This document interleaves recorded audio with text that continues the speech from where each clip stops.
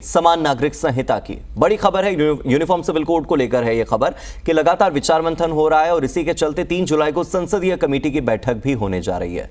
Law commission को इस बैठक में बुलाया गया है। जानकारी यह मिल रही है कि सभी की राय मांगी जाएगी। भारतीय जनता पार्टी के राज्यसभा सांसद सुशील मोदी की अध्यक्षता में यह बैठक होगी।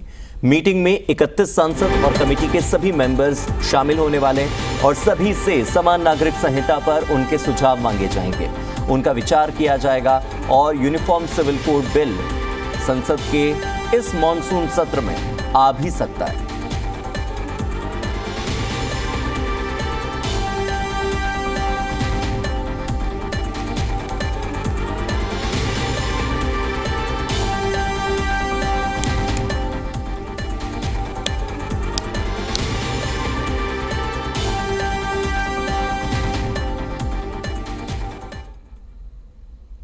इधर यूनिफॉर्म सिविल कोड को लेकर एक बार फिर से आम आदमी पार्टी की ओर से मिलीजुली प्रतिक्रिया आई है। आम आदमी पार्टी के मुख्य प्रवक्ता प्रियंका कक्कड़ कह रही हैं कि जिस तरह से केंद्र सरकार जल्दबाजी में यूनिफॉर्म सिविल कोड को लाने की कोशिश कर रही है वो गलत है, क्योंकि यूनिफॉर्म सिविल कोड को लेकर हम सैद्धांतिक रूप से समर्थन दे रहे हैं, लेकिन केंद्र सरकार यूनिफॉर्म सिविल कोड को लाने से पहले सभी धर्म और संप्रदाय के लोगों से चर्चा करे ताकि उनकी राय शुमारी के बाद ही समान नागरिक संहिता लागू की जा सके।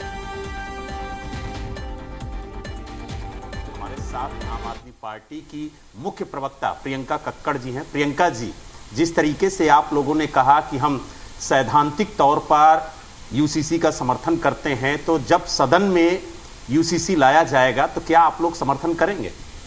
देखिए, इसमें कोई दो राहें नहीं है कि आर्टिकल 44 कॉन्स्टिट्यूशन का कहता है कि देश को यूसीसी की दिशा में बढ़ना चाहिए। यही कारण है कि हम भी इसका समर्थन करते हैं, पर हमने ये भी स्पष्ट कर दिया है कि हर तबके को साथ लेकर चलना होगा, एक वाइडर कंसेंसस चाहिए होगा, जनता की ओपिनियन लेनी होगी। साथ ही जो एक्सपर्ट कमिटीज़ हैं, चाहे वो हिंदू लॉ पे हो, चाहे वो जैन लॉ पे हो, चाहे वो बुद्धिस्ट की रिलीजियस और कस्टम्स के ऊपर एक्सपर्ट कमेटी हो, चाहे मुस्लिम लॉ पर हो, चाहे वो जितने सिख आनंद मैरिज एक्ट पे हो, सभी कम्युनिटीज़ को लेकर चलना होगा। ट्राइबल्स पर हो, मिज़ोरम में आर्टिकल 371 स्पेशल स्टेटस देता है मिज़ोरम में और नागालैंड में लैंड लॉस को लेकर, और उसकी कंसल्टेशन हो। अभी तो देखने को ये मिल रहा है कि कल एनडीपीपी जो भाजपा की अलायंस है नागालैंड में, उन्होंने ही विद्रोह कर दिया है यूसीसी का, क्योंकि उनसे कंसल्ट नहीं किया गया। तो ये सारी चीज़ें करना ज़रूरी है, क्योंकि कुछ डिसीजंस रिवर्स नहीं किए जाते और थोपा ना जाए, ये एक डिक्टेटोरियल स्टाइल में थोपा ना जाए, सबको साथ लेकर चले और इसको इम्प्लीमेंट किया जाए। लेकिन अगर यूसीसी की बात करें तो अधिकांश विपक्षी दल इसके विरोध में हैं। एक तरफ पूरा विपक्षी दल एकजुट होकर के 2024 के चुनाव की तैयारी कर रहा है। विपक्षी एकता को लेकर के पटना में मीटिंग भी हुई, 13 जुलाई को अगली मीटिंग प्रस्तावित है। तो ऐसे में अगर यूसीसी का समर्थन आम आदमी पार्टी करती है तो विपक्षी एकता का क्या होगा? नहीं, वो तो जेडीयू ने भी खुला समर्थन किया है यूसीसी का। तो डेमोक्रेसी की यही खूबी होती है कि हर कोई अपना पक्ष रख सकता है, पर इन बातों से ऊपर उठकर ही विपक्षी एकता की बात होनी चाहिए।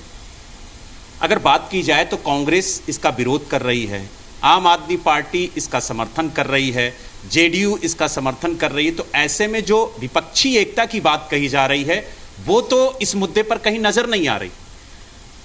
देखिए, जैसा मैंने कहा, डेमोक्रेसी में अपना अपना व्यू रख सकते हैं सब, और हम आम आदमी पार्टी कॉन्स्टिट्यूशन का समर्थन करती है, आर्टिकल 44 का समर्थन करती है, पर एक वाइडर कंसेंसस की बात भी करती है।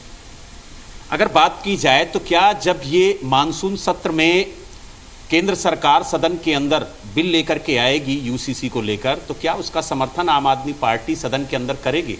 देखिए, मुझे लगता है कि ये एक चुनावी जुमला छोड़ दिया है बीजेपी ने, क्योंकि और ये क्यों किया गया है, क्योंकि 2018 से लेकर अब तक 31 लेजिस्लेटिव असेंबली के चुनाव हुए, जिनमें से 20 या 21 भाजपा हार गई, क्योंकि 2018 की जो लॉ कमीशन की रिपोर्ट थी वो समर्थन नहीं करती थी। तो वहाँ से लेकर अब तक अभी कंसल्टेशन पेंडिंग है। और क्या बदला? तो मेरे हिसाब से यही बदला कि वो 20 जगह चुनाव हार गए हैं। लेकिन समर्थन की बात कही जा रही है कि सदन के अंदर आम आदमी पार्टी समर्थन करेगी या नहीं करेगी, क्योंकि अब केंद्र सरकार पूरी तरह से तैयारी कर चुकी है कि मानसून सत्र में इस बिल को लाया जाए।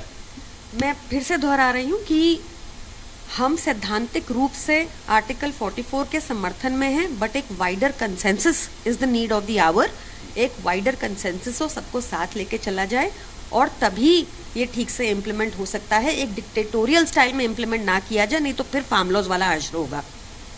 तो आपने देखा हमारे साथ आम आदमी पार्टी की मुख्य प्रवक्ता प्रियंका कक्कड़ जी थी, जिन्होंने साफ तौर से कहा कि यूसीसी को लेकर केंद्र सरकार सभी धर्म सभी मजहब के लोगों से चर्चा करे, उनकी राय शुमारी करे और उसके बाद ही इसे लेकर के आया जाए। हालांकि उन्होंने कहा कि हम सैद्धांतिक तौर पर यूसीसी का समर्थन करते हैं और इसे देश में लागू होना चाहिए, लेकिन इससे पहले सभी धर्म और संप्रदाय के लोगों से चर्चा जरूरी है।